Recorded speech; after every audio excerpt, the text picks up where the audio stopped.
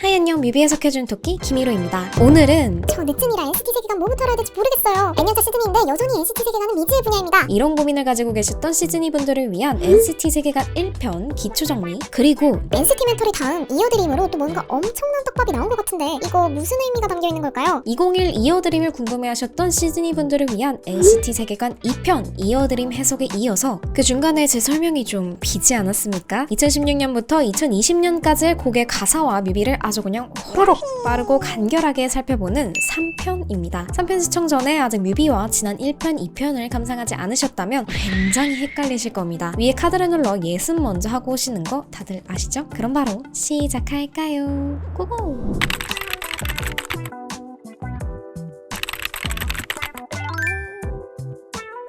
자, 그 전에 지난 1편, 2편 사모님께서 적어주셨던 주옥같은 댓글들을 또 안 보고 갈 수가 없습니다. 우선 이거부터 보고 갈게요. 진짜 NCT 세계관 하나도 모르지만 칠감 들을 때마다 이게 곧 NCT의 정체성이라고 생각했거든요. NCT의 정체성을 말하는 노래가 칠감이라고 생각했는데 이로님께서 NCT의 특성을 잘 보여준 노래 중 하나라고 하셔서 너무 놀랐어요.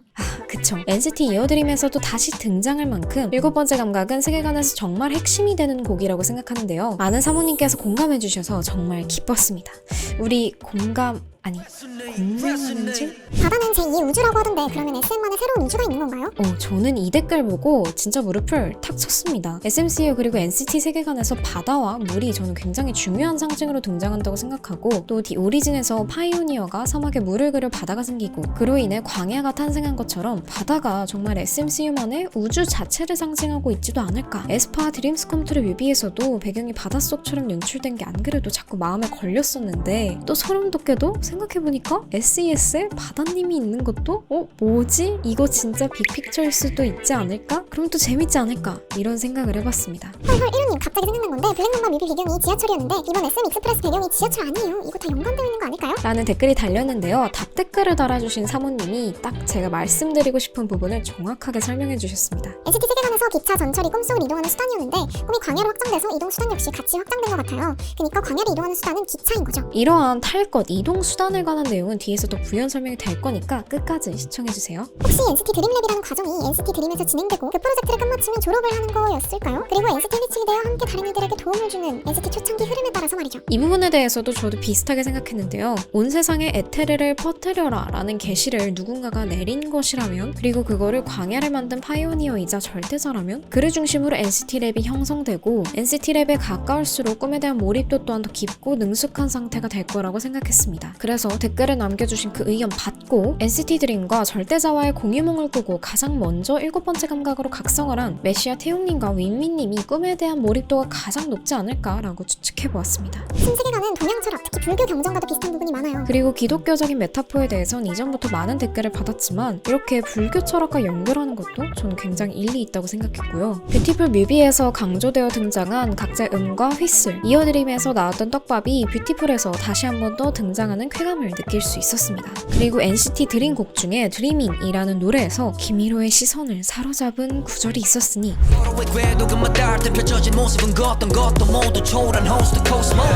좀 더 멀리 미지에 쌓인 허스 난 열어. 호스? 포스는 아는데 호스는 뭐야? 호스라는 새로운 용어가 등장하면서 그래서 에스파에 포스가 있다면 NCT에는 호스가 있는 것 같아요. 문득 든 생각인데 포스는 광야로 이어지고 호스는 코스모로 이어지는 개념 같아요. 이런 의견을 남겨주신 사모님들이 계셨습니다. 앞으로 호스가 NCT와 코스모 혹은 광야를 연결하는 역할로서 어떻게 등장하게 될지 또 궁금해지는 부분이었습니다. 그리고 또 중요한 댓글들, 마음이 아주 따스워지는 여러분의 댓글들 모두 감사합니다. 그럼 오늘도 아주 파이팅 넘치게 시작해볼까요? 자, 지금까지 제가 추측해본 NCT 세계관 스토리를 도식화해보면 이렇게 정리해볼 수 있겠죠. 1편은 이 부분을, 2편은 이 부분을 해석한 내용이고, 오늘 이야기해볼 3편은 1편과 2편 사이인 이 부분을 설명할 예정입니다. 1, 2, 3편 중에서 제가 봐야 할 편이 어딘지 모르겠어요 하시는 사모님께서는 이 표를 참고해주시면 좋을 것 같습니다. 전체적으로 상자 안에 갇혀있는 소년들, NCT 세계관에서 붉은 빛은 7번째 감각이자 공유몽으로 부르는 시그널이라고 추측됩니다. 시그널을 계속 받기는 하지만 각자의 상자에 갇혀 함께 만나지 못하고 악몽과 차가운 현실 속에 고통스러워하고 있죠. 그렇다면 지난 편의 해석에서부터 누누이 언급된 꿈을 공유한다는 것이 마치 자기의 다리를 직접 해부하는 것처럼 두렵고 고통스러운 일이라는 것, 그게 곡이나 뮤비 어디에서 드러나는가에 대한 답은 바로 Without You 뮤비에서 나타난다고 저는 생각합니다. 커버린 아이처럼 혼자 된 나무처럼 외로워 지친 누군가의 세상을 봐. 내 엄마는 내 곁에 내 꿈이 내 곁에 산다는 거 견디는 거 함께라면 조금 더 행복해져 끝없이 연결돼 다시.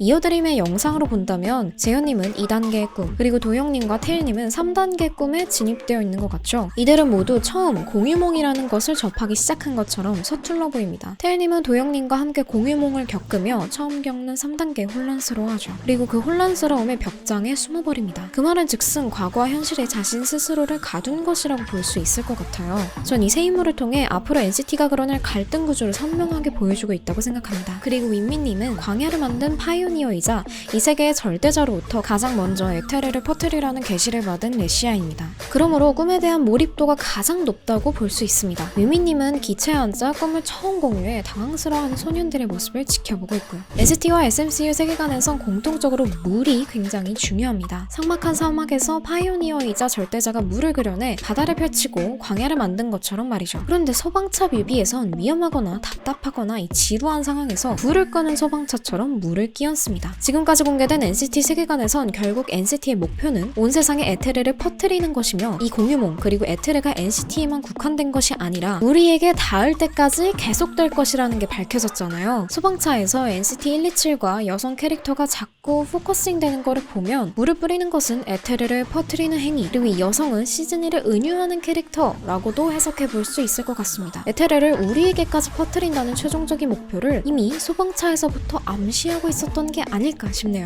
NCT 중에서 NCT 드림은 드림랩을 통해 꿈에 대한 몰입도가 가장 높고 평화들을 가장 적극적으로 공유몽으로 포섭하는 역할을 가지고 있다고 추측됩니다. 왜냐하면 이제까지 뮤비나 가사 등에서 대부분의 멤버들이 현실에 이기지 못하고 반복되는 악몽을 꾸거나 고통스러워하는데 드림 멤버들만 유일하게 교사의 캐릭터로 비유되는 사회 속 위계와 악 그리고 억압에 저항하고 승리를 거두는 모습을 보여주었기 때문이죠. 이 추측이 맞다면 여기서 가장 어린 동생 멤버들이 가장 핵심 구원자 역할이라는 게, 즉 동생이 형아들을 구원하는 이 구조가 저는 굉장히 재미있게 다가오더라고요. 이 곡에서는 가사에서 상징에 대한 힌트들을 많이 얻을 수 있었습니다. 암흑은 현실을 일컫고 있죠. 아직 7번째 감각에 각성을 하지 못하고 현실 속에 갇혀있는 이들을 집요하게 불러내는 구원자들. 앞서 댓글 브리핑에서도 언급이 되었지만 NCT 세계관에서 탈 것은 중요한 매개체입니다. 마지막 첫사랑에서는 과장되게 비현실적인 탈 것과 체리밤에서는 이와 유사하지만 실제 탈 것이 등장하면서 이 두 뮤비 간의 꿈에 대한 몰입도에 대해 대조하는 듯합니다. 이 말은 NCT 127이 아직 온전한 공유몽을 이루지 못했다는 것을 보여주고 있죠. 하지만 그 와중에 드림 선생님들은 NCT만 구원하는 것이 아니었습니다. 전 세계에 퍼져 차가운 현실 속에서 고통스러워하며 반복되는 악몽을 꾸고 있는 시즈니들도 음악으로 구원하고 있었던 것이었죠. 현실에 고통스러워하고 갇혀있는 시즈니들을 위해 산 넘고 물 건너서 음악을 통한 공감을 퍼뜨려 구출하는 중인 모습을 위 영에서 확인할 수 있었습니다. 이 뮤비에서 NCT 드림이 세계관 속 구원자의 포지션이라는 것에 더 근거가 되기도 했던 것 같습니다. 아, 보스 중요합니다. 개인적으로 7번째 감각만큼 중요하다고 생각합니다. The Boss music video is basically about 7 different bosses individually coming from their areas. They're all leaders, and they all come together. We all come together to compete together so that we can all fight to see who's the real boss and who's the number one boss. 각자가 꿈이 공유되는 것에 대해 두려워하고 경계한다는 근거가 여기에서도 또 등장하기 때문인데요. 이때까지는 이들 사이에 공유몽에 대한 어떤 오해가 있었던 게 아닐까. 즉 모두가 평행선상에서 꿈을 공유하는 것이 아닌 누군가의 꿈에 잡아먹힌다는 느낌으로 공유몽을 오해하고 있었던 게 아닐까라는 생각도 들더라고요. 하지만 절대자에 의해 이 공유몽은 사람에 따라 위계가 생기는 꿈이 아닌 평적인 하나의 꿈이 생성된다는 것을 깨닫게 됩니다. But at the end, during the outro, we all realized that we're all together in the same team, and it's a very happy ending. 특히 마크님이 직접적으로 천을 찍고 달빛을 받으면서 깨닫게 된다고 생각했어요. 이로부터 절대자, 즉 신으로부터 가장 가까운 곳에 직접 메시지를 전해들은 사람은 태용님, 윈민님, 그리고 마크님으로 한 명이 더 추가가 된 거겠죠. 즉 이 세계관에선 3명의 메시아가 있는 것입니다. 그리고 여기에서 눈에 띄었던 게 절대자에 대한 존재가 달로서 은유적으로 드러났다면 싸울 대상도 은근하게 드러났더라고요. 결론은 이제 저희끼리 싸우던 게 아니라 이제 다른 어떠한 대상을 향해서 우리는 싸울 준비를 하고 있었다. 그렇다는 말은 NCT도 에스파처럼 블랙맘바 같은 빌런이 등장할 수도 있다는 말? 내부에 갇혀있는 텐님, 여전히 공유몽을 거부하는 자들이 있다는 걸 알 수 있고, 여기에서부터 드림이 본격적으로 공유몽을 거부하는 이들을 설득하기 시작합니다. 아무 생각 없이 또 슬리듯이 살았다는 건 내 자신에게 모는 날또 다른 깊은 후회일걸 아무도 나를 이해 못하면 꿈이 다 나를 이해시켜줘 나만의 독백 아냐 같은 꿈 꾸는 샤베 어디 가는지조차 모른 채이 혼란 속에 살지 않겠어 이제는 나의 답을 찾기 위해서 그리고 터치에서는 이렇게 공유몽을 권유하는 자 대 공유몽을 거부하는 자, 이 두 집단 간의 줄다리기를 보여주는 듯 했습니다. 밧줄을 당기는 인물이 모두 NCT 드림인 마크님, 해찬님이거나 메시아인 태용님, 민민님이었거든요. 그런데 도영님이 좀 눈에 띄네요. 비현실적인 공간과 가사를 통해 소년들의 상처와 과거를 회상하는 공유몽을 넷이 함께 꾸고 있다는 것을 알 수 있습니다. 하지만 터치에서부터 숨어버리는 도영님이 뭔가 심상치 않다 했더니 바로 다음 뮤비에서 혼자만 흑백 처리가 되는 걸 확인할 수 있죠. 즉 도영님은 최종적인 공유몽까지 다다르지 못하고 중간에 깨어버렸다는 것으로도 해석 가능할 것 같습니다. 깨어버렸기에 NCT와의 공유몽은 짧은 꿈이자 어제 즉 과거가 되어버린 것이죠. 이런 식으로 한번 공유몽에 함께했다고 끝이 아니라 중간중간 탈주도 이루어지기 때문에 한치의 긴장도 놓을 수 없는 상황. 그렇게 현실로부터 이들을 구출하려는 NCT의 메시아 그리고 NCT 드림과 공유몽을 거부하는 소년들이 대립되며 사이먼셋에서 서로 간의 소통이 불가했다는 의미의 가면을 서로 벗어던지고 통제받는 현실 사회 속에서 벗어나 그들 간의 유대관계를 더 돈독하게 맺고 그 현실 사회를 깨부술 수 있는 힘을 기를 수 있는 단계인 공유몽을 이루기 위해 비로소 하나가 됩니다. 7번째 감각을 상징하는 붉은 빛 속에서 끝나는 뮤비. 대놓고 세계관과 연관된 곡이라고 밝힌 체인에서도 NCT 세계관의 핵심 키워드인 무한이라는 키워드가 다시 등장하며 사슬처럼 돈독해진 그들 간의 관계를 확인할 수 있었습니다. 그러므로 슈퍼휴먼도 영웅도 모두 각성된 NCT의 모습을 보여준다고 볼 수 있을 것 같습니다. 그리고 라이딩은 일부가 절정에 다다른다는 것을 보여준다고 생각했는데요. SMCU 속에서 탈 것은 아주 중요한 상징이잖아요. 앞서 마지막 첫사랑이나 체리밤에서 꿈과 현실을 구분해주기도 했고 NCT 이어드림이나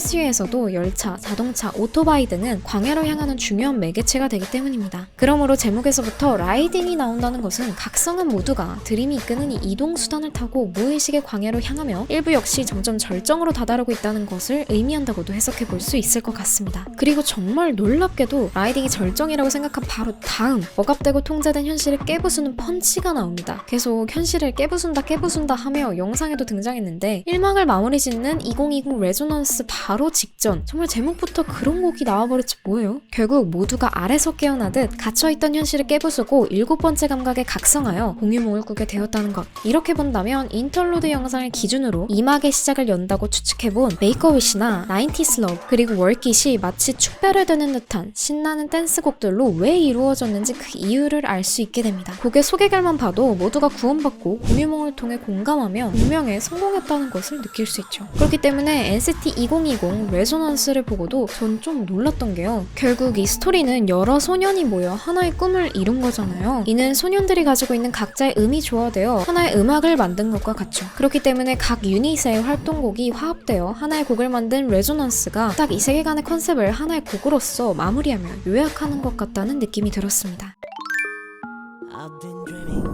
자, 여러분 드디어 7번째 감각부터 레조넌스까지 살짝쿵 발 담그면서 훑어보았습니다. 아무래도 한 영상에 이 수년간의 수많은 곡들을 담으려다 보니 생략된 내용도 또 스킵된 곡들, 타이틀곡도 있는데요. 아니 이렇게 중요한 부분 이윤님 그걸 어디 빼먹으시면 어떡해요.